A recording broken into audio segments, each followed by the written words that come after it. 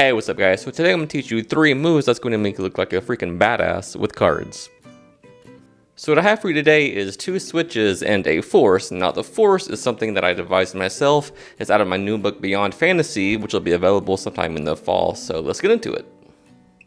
Alright, so what I'm going to do is cut the cards like this, and anytime you feel the time is right, just say stop, alright? So anytime you feel like there's enough cards, just say stop. Stop right there on the 10. Watch, I'll put that 10 right there, and what I'll do is try to find some cards that are close to that 10, alright? So maybe one right here, maybe right there, and one more right here. So look, you have a 10. I'm also looking for 10s or something close to it. Alright, so let's see what I got. Let's see. Yeah. Oh, an ace. Let's see what else we got. Oh, another ace. That's a surprise. 3 aces. Oh, that's a good poker hand, but it doesn't match your 10. So this is what I'll do. I'll take your 10, sort of just wave it over, give it a snap, and look, that 10 turns into the 4th ace. Alright, so this is called the Lollapalooza switch by Brother John Hammond. Now, what you're going to simulate is this. So let's pretend that the spectator says stop somewhere right here. Now, what you're going to pretend to do is take this card, they stop that like this, on top of this packet like this. But what happens is the card gets switched, and this is how that's accomplished. So for the effect I did, what you want to do is get the aces on top with just a random card, doesn't matter what it is, on top of those. So turn the deck face up. Now what you're going to do is get a break with your pinky on that bottom random card like this. Now take the deck into middle grip and transfer that pinky break to a thumb break just like this. Now you're going to start swinging over little packets like this, maybe 10 or so cards each like this, and have the spectator say stop at any time. Now once they do, you're going to pretend to take that card they stopped at, in this case the 4 diamonds, but what really happens is you unload that broken card on top, making it look like you've taken a card, but really you're just adding a card like this. So just like this, we'll take the 4. Now once you do that, once you unload it, you come back up and turn the wrist palm up, and then thumb that card off onto the table like that. Now the aces are still right here, so what we need to do is slap this hand's packet on the table, and you can just do whatever you want on these cards. You can shuffle them up if you want. Now you say, I'm going to try to match you card for card, or I'm going to try to find cards close to your card, whatever you want to say, right? Whatever you're performing.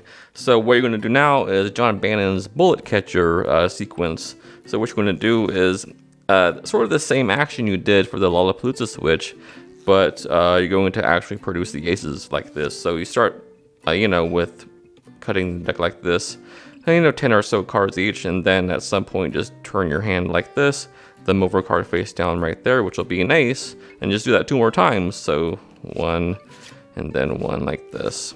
So what that does is turns those aces face up in the middle like this. So you have 3 aces face up. Say, 3 aces. That's a good poker hand, but it doesn't match your card, right? So you take their card. It's sort of like a wild card sequence where you take it and sort of wave it over, snap it, and then their card becomes the ace. So for this trick, I'll need some cards. Maybe, let's use the red king. There's the king of diamonds. Now we need the king of hearts. Let's see, where is it? Right there. So the king of diamonds and the king of hearts. Now I'll need a card selected, so just say stop anytime. Stop right there.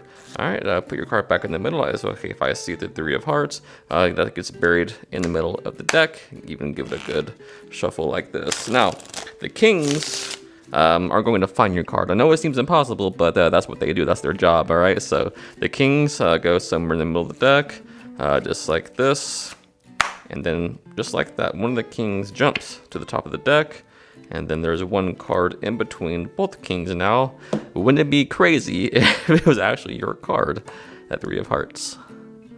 Alright, so this is called the Caps switch, invented by Fred Capps. Now, it's sometimes called the laydown switch, and Roy Walton, I believe, independently created it around the same time that Fred Capps did. Alright, so in any case, this is how it works.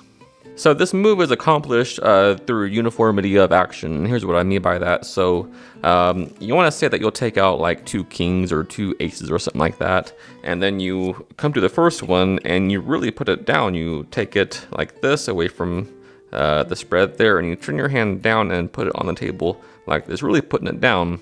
And then you spread through, and when you come to the next red king, that's when the switch comes. So when you get to it, instead of taking one card like this, you take 2 cards, and as you do it, you just kind of tilt your hands up so they can't really see that you're taking 2 cards, and it looks exactly like what you're doing. It looks just like what you just did there, but in fact, you're taking both cards, and that king now is still right there.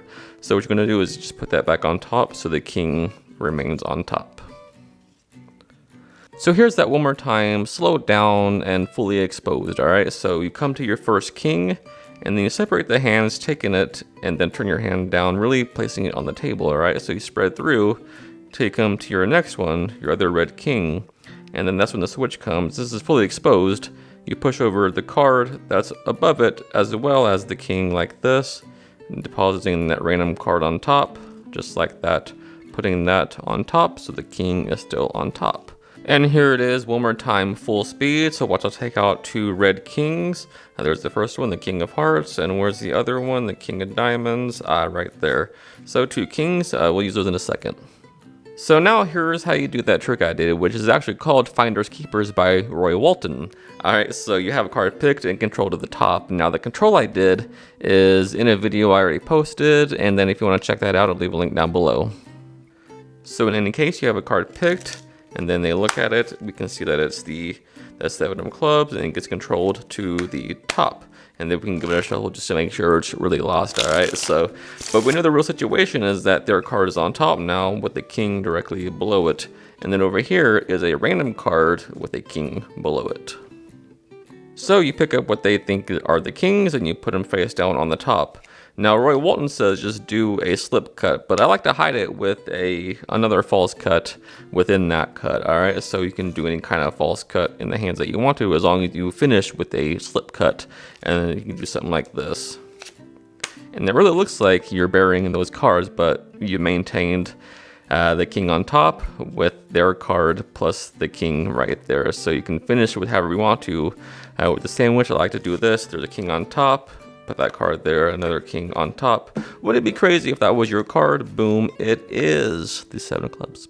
If you want to learn that false cut, I'll also leave a link down below for that video. Do me a favor and give the deck a good shuffle, alright? And when you're done, give it a cut just so that everything is good and mixed, alright? So that's perfect. Now what I'll do is try to glimpse into the future, and I'm going to think about a card. Let's see. I think I've got it. I'm gonna take it out, and I might be totally wrong, but I think this card, I think it'll be the right one.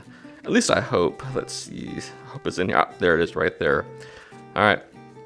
So what I'm gonna do is just throw cards down like this, and anytime you want, when you feel like there's enough cards, just say stop. All right. Stop right there. Now look, you could have said stop anywhere, but the important thing is you said stop on 1 card and 1 card only. And now the card I put down is the 2 of clubs. Now there's only 1 card in the entire deck that matches that 2 of clubs. It's the other black 2, the 2 of spades, right? So let's see if you manage to stop on the 2 of spades over here. Let's see, there's the ace of spades. Let's see, no 2 of spades yet. Interesting, I'll put that right there. Let's check these. Looking for that 2 of spades. You shuffle the deck. You could have said stop anywhere. The card that matches my card, the 2 of spades, is the card that you stopped on. Alright, so I call this force the deposit slip, and the reason why I call it that is because it's based on Troy Hoozer's slipstream move, and it's a force, so you're depositing a card from the slipstream. Clever, I know. Now, I don't know how well it fooled the camera because, well, it's not supposed to. It's one of those moves that can really be accomplished with misdirection like the pass. So here's what you're pretending to do. So you throw down cards like this, 5 or 10, give or take, at a time, asking them to say stop at any time. Now once they do, you say, look, you could have said stop anywhere, but you stopped on 1 card and 1 card only, this one right here. Now it's with this gesturing action here, plus this gesturing action, that the move is hidden.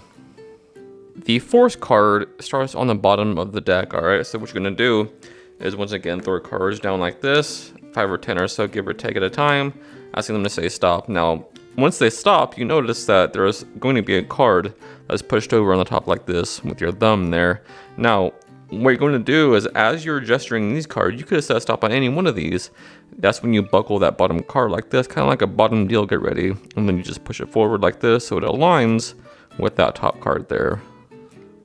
Here's a good way to buckle the card without all the cards going everywhere, alright? So what we want to do is hold the deck to where your index finger is curled around the front edge like this, so we can apply a pressure towards the meaty part of your hand like this, so that corner is really being pressed into that meaty part of your hand, so nothing really moves.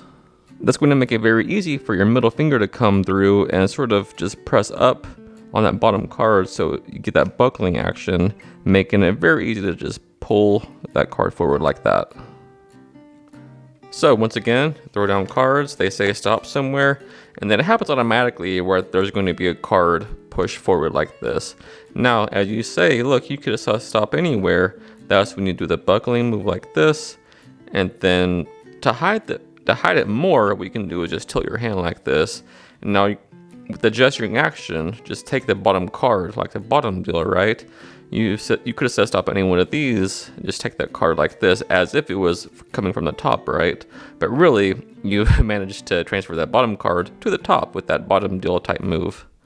And you really want to make sure that everything looks smooth as if you're just doing a gesture like this, but really, you're doing the move like this, and then it almost looks, it almost looks the same. Alright, so here's the gesture in a slow motion.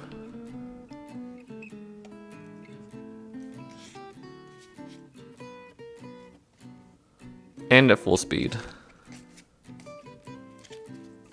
So here's how you do that trick I did. It's pretty self-explanatory with the force, but I'll go through it anyway, alright? So you have them shuffle the deck, and when they're done, you have them put the cards on the table and cut them, because there's a chance they might see what the bottom card is after they shuffle, but by having them cut, they won't see what the bottom card is, alright? Now, before you touch the deck, you say, look, I'm gonna try to glimpse the future. I'm trying to get a sense of a card, and you appear to be focusing on a card, and it's important to do this before you ever touch the deck. And so when you pick the deck up, what you're gonna do is just look at the bottom card, and in this case, it's the 9 of clubs. So all I do is take out the 9 of spades. All right, so whatever the bottom card is, take out the mate to it.